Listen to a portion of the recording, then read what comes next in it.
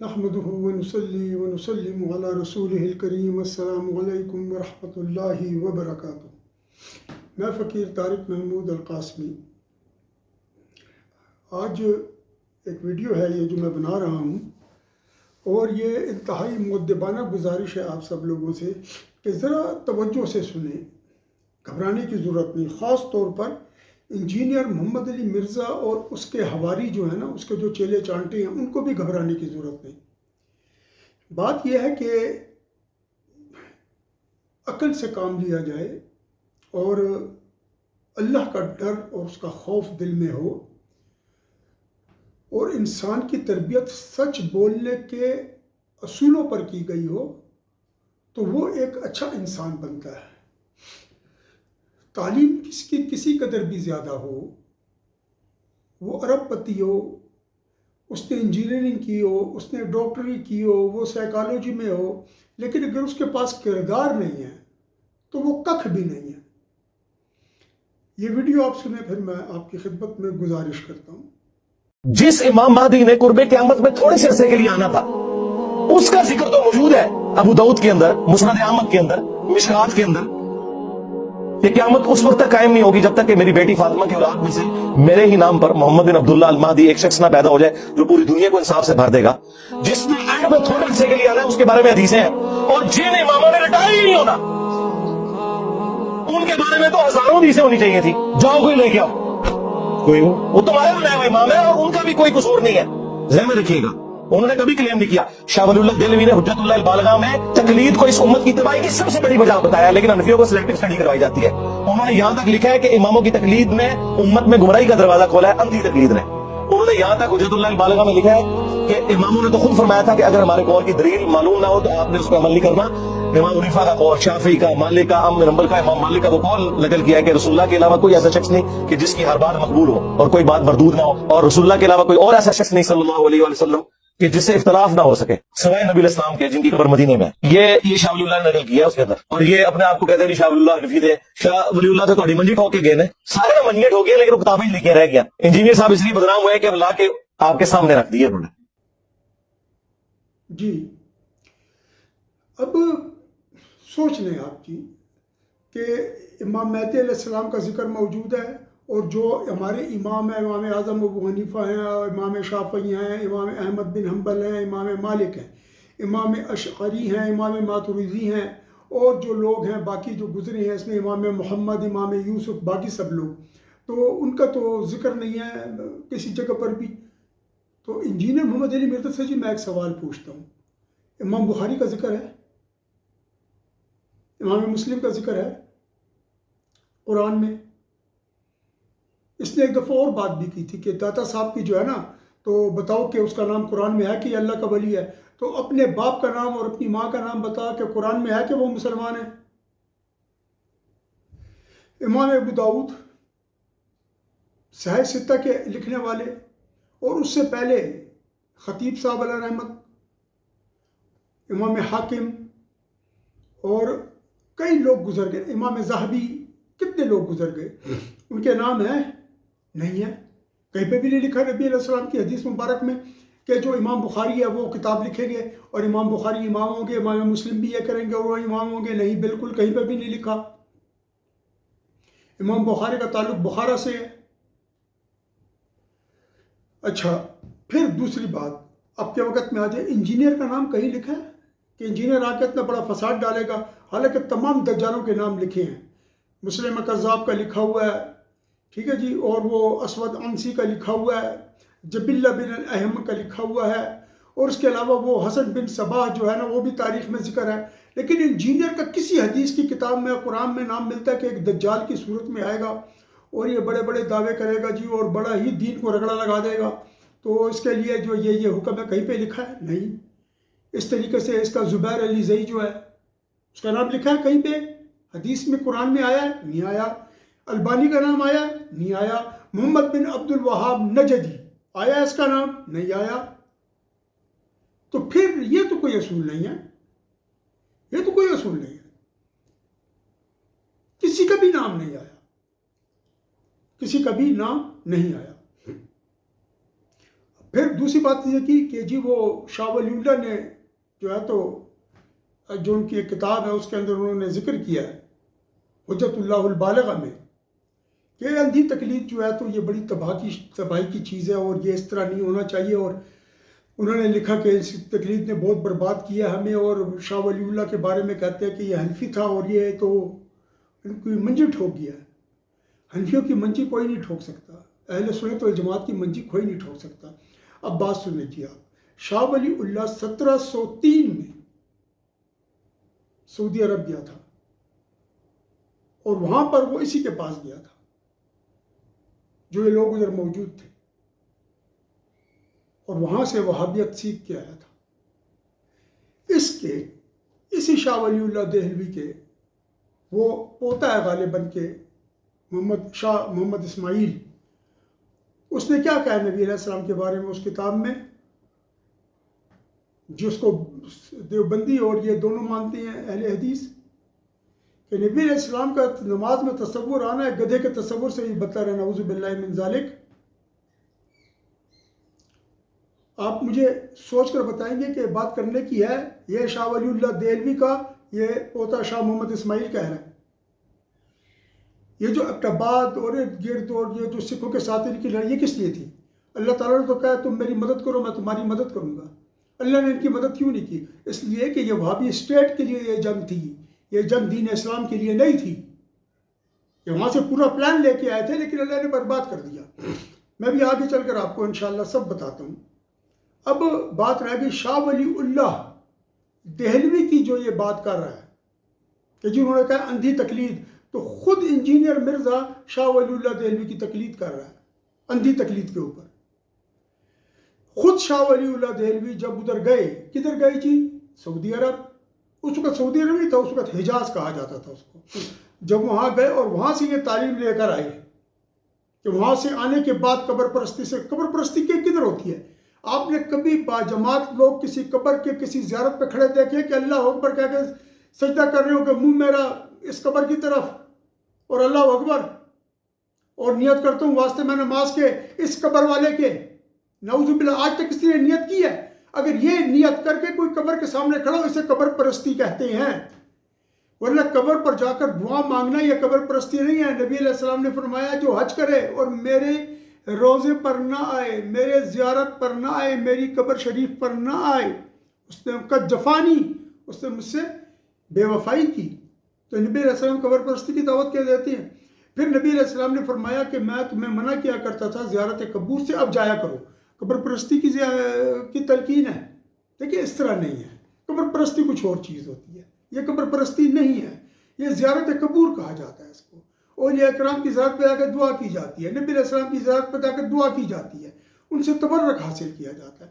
پھر انجینئر محمد علی مرزا کے جو لوگ ہیں، جو 2 ملین ہیں، وہ اس کی تقلید کرتے ہیں۔ کیوں؟ اندھی تقلید ہے۔ یہ کہتا ہے نبی علیہ السلام کو چھوکرا کھا تو کہتے ہیں ٹھیک ہے۔ یہ کہتا ہے نبی علیہ السلام کو گالی تو تمہیں اتنے پیسے ملیں گے، وہ جا کے کہتا ہے کہ نبی علیہ السلام کو گالی تو میں تمہیں اور پیسے دینا۔ یہ اندھی تقلید نہیں ہے؟ دیکھیں جب کوئی کسی کی طرف انگلی اٹھاتا ہے نا تو 4 انگلیاں اس کی طرف اٹھ رہی ہوتی ہیں۔ میں ان چیزوں کا قائل نہیں ہوں، یقین کریں میرا کوئی اور مقصد ہے، لیکن جب میں دیکھتا ہوں کہ لوگوں کو گمراہ کیا جا رہا ہے تو پھر مجھے آنا پڑتا ہے۔ پھر کہتا ہے کہ ان اماموں کو کسی کا تو نام ہونا چاہیے تھا۔ میں آپ کو ان اماموں کا نام بتاتا ہوں کہ ان کا ذکر قرآن میں بھی ہے اور ان کا ذکر احادیث میں بھی ہے، اور نبی علیہ السلام نے ہاتھ رکھ کر بتایا ہے کہ کون ہے وہ۔ میں آپ کو پڑھ کر سناؤں گا انشاءاللہ، لیکن اس سے پہلے میں ذرا سی ایک بات اور کر دوں تقلید کے حوالے سے۔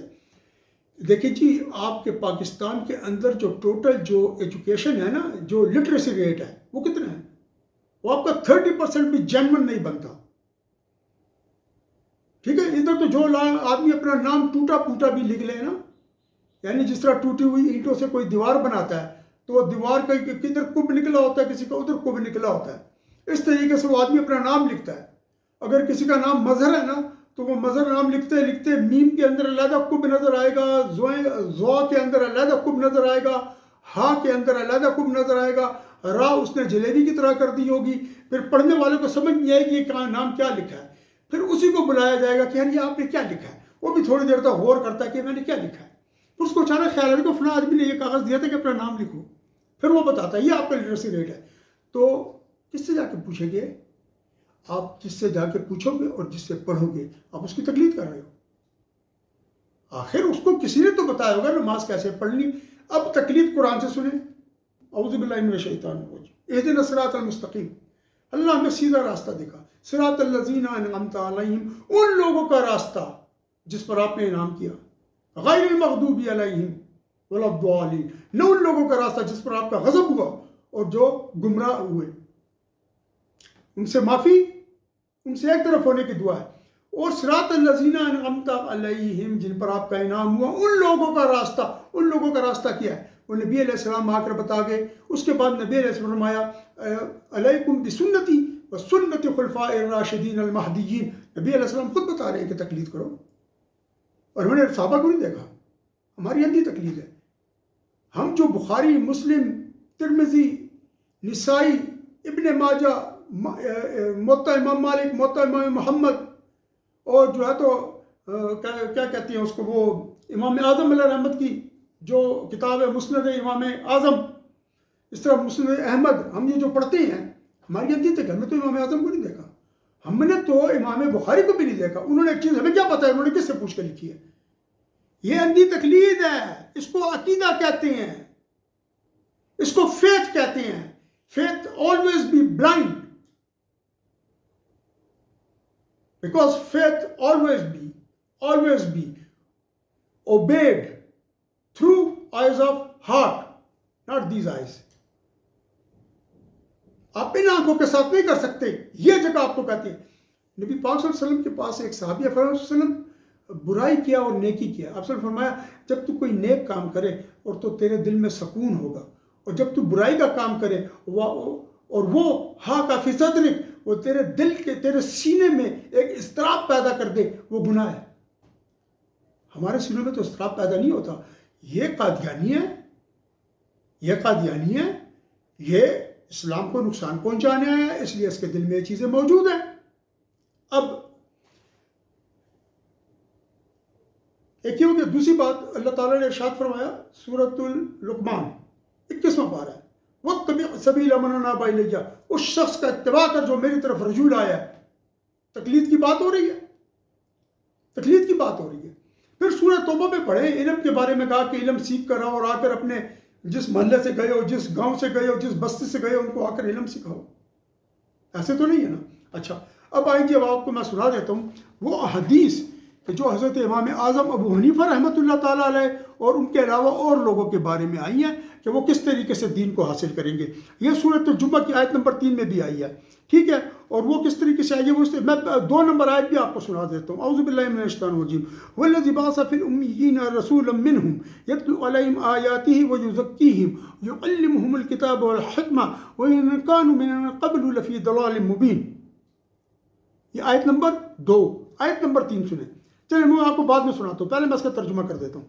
اور وہ یہ ہے کہ بسم اللہ الرحمن الرحیم، اور وہ ذات، اللہ کی ذات وہ ہے جس نے امی یعنی ان لوگوں میں جن کو پڑھنا لکھنا نہیں آتا تھا رسول بھیجا انہی میں سے. اس لیے نبی علیہ السلام کو نبی امی کہا جاتا ہے. وہ ان کے اوپر آیات تلاوت کرتی ہیں اور ان کو پاک کرتے ہیں. یزکیہم، ان کو پاک کرتے ہیں. کس چیز سے؟ شرک اور خبائث سے جو ان میں موجود تھی. وَيُعَلِّمُهُمُ الْكِتَابَ، اور ان کو کتاب کی تعلیم دیتے ہیں، قرآن مجید کی جو معجزہ ہے، جو ایک معجزہ ہے، لوگوں کو عاجز کر دینے والا ہے. کس چیز کی؟ وہ جو ہے والحکمہ، اور حکمت کی تعلیم دیتے. حکمت کیا؟ شریعت المحکمہ، ایک مضبوط اور محکم شریعت جس میں کوئی دراڑ نہ ہو، جس میں کوئی کمزوری نہ ہو، جس میں کوئی نقص نہ ہو، جس میں کوئی شگاف نہ ہو، جس میں کوئی عیب نہ ہو، جس میں کوئی ملاوٹ نہ ہو. وہ محکم شریعت المطابقت بشرائع الانبیاء، جو مطابقت رکھتی ہو انبیاء کی شریعتوں کے ساتھ. آدم علیہ السلام تا حضور نبی محترم صلی اللہ علیہ وسلم تک اس کے اندر ایک مطابقت ہو. کیا؟ وہ اللہ وحدہ لا شریک ہے، کسی کے ساتھ شریک، اللہ کے ساتھ کسی کو شریک نہیں ٹھہرانا. ٹھیک. وسیلہ جائز ہے. امام آدم علیہ السلام نے، حضرت آدم علیہ السلام نے وسیلہ پیش کیا. اچھا اس کے بعد کیا؟ اور پھر وہ اصول مشہود علیہ بالکتب السماویہ بالقبول، اور وہ اصول جو ان کتابوں میں لکھے ہیں جو کہ سب لوگوں نے اس کو قبول کے ساتھ حاصل کیا. مثلا یہودیوں کے بارے میں لکھا کہ وہ نبی علیہ السلام کے وسیلے سے کفار مشرکین پر جو ہے تو مدد طلب کیا کرتے تھے, یا اللہ نبی مقبوس محمد صلی اللہ علیہ وسلم کے صدقے میں ان پر فتح عطا فرما. یہ بھی موجود ہے, لیکن یہ لوگ انکاری ہیں. اچھا, وَإِن كَانُوا مِن قَبْلُ لَفِي ضَلَالٍ مُبِينٍ, اگرچہ وہ اس سے پہلے کھلے گمراہی میں تھے, یعنی شرک کرتے تھے, زندہ جلا دیتے تھے, ٹھیک ہے جی, مردار کھاتے تھے, پتھروں کی عبادت کرتے تھے, اور جس کو نہ عقل مانتی ہے اور نہ نقل مانتی ہے وہ اس کی با اتباع کیا کرتے تھے. اب وہ تیسری آیت, وَآخَرِينَ مِنْهُمْ, اور وہ جو ابھی وَآخَرِينَ مِنْهُمْ لَمَّا يَلْحَقُ بِهِمْ, وہ جو آخر لوگ ہیں جو ان کے بعد آئیں گے ابھی تک ان سے ملے نہیں. لَمَّا يَلْحَقُ بِهِمْ, ابھی تک ان سے ملے نہیں. ٹھیک, وَهُوَ الْعَزِيزُ الْحَكِيمُ, اور وہ حکمت والا اور غالب ہے. مطلب ہے کہ نبی علیہ السلام کیا سکھاتے تھے؟ تزکیہ, علم و حکمت کی تعلیم. وہ جو بھی نہیں ملے وہ بھی یہی چیز سیکھیں گے آ کر. ٹھیک جی, وہ بھی یہی چیز سیکھیں گے آ کر. یہ مقاتل رحمۃ اللہ تعالیٰ اور اکرمہ رحمۃ اللہ تعالیٰ علیہ فرماتے ہیں کہ یہ تابعون ہیں, یعنی تابعین ہیں, جن میں حضرت امام اعظم بھی شامل ہیں. اچھا, اور پھر ابن زید فرماتے ہیں کہ وہ تمام لوگ ہیں جو آخر تک اسلام کے اندر آئیں گے.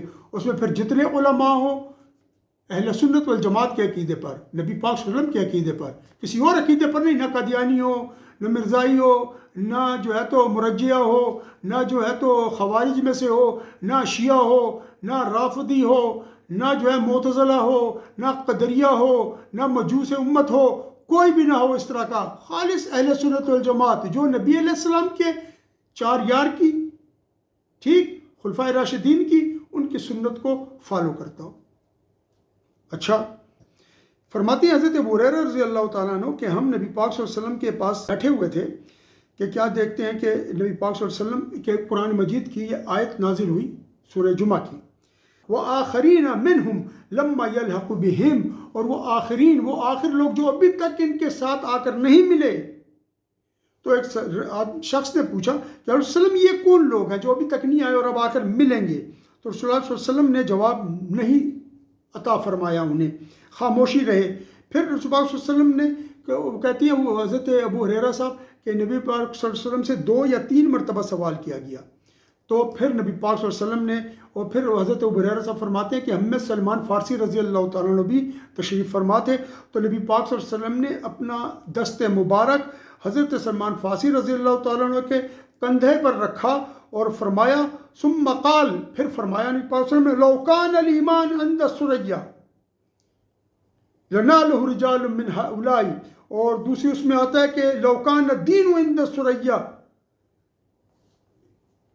تو خواہ اگر کہ دین جو ہے وہ ثریا ستارے کے پاس بھی ہو, تو ان لوگوں میں سے, یہ فارس کے لوگوں میں سے جو سلمان فارسی کے لوگ ہیں, ان میں سے یہ لوگ اس کو وہاں سے بھی حاصل کر لیں گے. اب وہ لوگ لما یہلک بہم کون ہیں؟ وہ لوگ ہیں جو بھی آئے نہیں, وہ آئیں گے. تو وہ نبی علیہ السلام کی اسی تعلیم پر چلیں گے جو صحابہ اکرام ان کو دیں گے, کیونکہ وہ تابعین ہوں گے اور وہ تبع تابعین ہوں گے. اور 3 زمانے یہی ہے, خیر القرون قرنی ثم الذین یلونہم ثم الذین یلونہم. اب آپ مجھے بتائیے کہ اس میں وہ تمام لوگوں کے نام آ گئے. حضرت امام اعظم ابو حنیفہ بھی وہاں پر ہے, اور علماء جو ان کے بعد آئے وہ بھی ہیں. اس کے علاوہ جو بر صغیر پاکستان میں, ہندوستان پاکستان میں ہوئے, ان میں جو سب سے شاندار ہستی ہیں وہ حضرت مجدد الفسانی کی ہیں. تو میں اس لیے بول رہا ہوں کہ انجینئر مرزا کے سینے پر ذرا سانپ لوٹے, کیونکہ اس کے البانی ملبانی اس میں نہیں ہیں. میں نہیں مانتا ان کو, کیونکہ اس کے تو ماں باپ کو ہی میں مسلمان نہیں مانتا. ان کا نام قرآن میں نہیں آیا, جس طرح داتا صاحب کا ولی ہونے کا قرآن میں نہیں آیا. تو میں تو ان کو مسلمان نہیں مانتا, ان لوگوں کو, اس کے فالورز کو بھی نہیں مانتا, کیونکہ کسی کا بھی قرآن میں ذکر نہیں ہے. اور ہمارا یہ ایمان نہیں ہے کہ جس کا قرآن میں نام آئے گا ہم اس کو مسلمان اور ولی مانیں گے, اور جس کا نہیں آئے گا ہم نہیں مانیں گے. نہیں, لیکن چونکہ انجینئر نے یہ اصول طے کیا, لہٰذا انجینئر, اس کے ماں باپ, اس کے فالوورز, ان میں سے کوئی بھی مسلمان نہیں ہے, کیونکہ ان کا تذکرہ قرآن مجید میں موجود نہیں ہے, اور نہ حدیث میں ان کا ذکر آیا ہے. اور ہم نے بتا دیا جن کا ذکر آیا ان کو ہم مانتے ہیں, اور وہ اللہ اور اس کے رسول کے راستے پر چل رہے ہیں, لہٰذا ہمیں ان سے محبت بھی ہے اور سب کچھ. تو یہ جو حضرت مجدد الفسانی تھے, انہوں نے یہاں پر اکبر بادشاہ کے خلاف جہاد کیا, جو منگولی بدبخت تھا, انجینئر جس کی اولاد ہے. تو ظاہر ہے کہ اب ہم انجینئر کے خلاف جہاد کر رہے ہیں. امام ربانی جو ہمارے پیر و مرشد ہیں انہوں نے کس کے خلاف جہاد کیا تھا؟ اکبر بادشاہ کے. اور آخر میں پھر جہانگیر ان کے قدموں میں آ کے گر گیا تھا. اور اللہ کے فضل و کرم سے امام ربانی مجدد الف الثانی ان کی قبر مبارک پر اربوں سلامتیاں اور خیر و برکتیں اور خوشخبریاں اور نعمتیں اور رحمتیں نازل ہوں میرے رب کریم کی. اور اللہ ان کے صدقے میں ہم سب کی مغفرت فرمائے. اللہ تعالی ہمیں اور آپ کو نبی پاک صلی اللہ علیہ وسلم کا عشق و محبت عطا فرمائے اور سچ بولنے کی توفیق دے. جن لوگوں نے چینل سبسکرائب کر لیا ان کا شکریہ. جنہوں نے نہیں کیا وہ سبسکرائب کر لیں, بیل آئیکن کو پریس کر دیں تاکہ آپ کو جدید جو علوم ہیں شریعت کے حوالے سے اور جو سچ ہے وہ آپ تک پہنچتا رہے. وآخر دعوانا ان الحمدللہ رب العالمین صلی اللہ تعالی علی خیر خلقہ و نور عرشہ محمد وعلی آلہ وصحبہ اجمعین برحمتک یا ارحم الراحمین.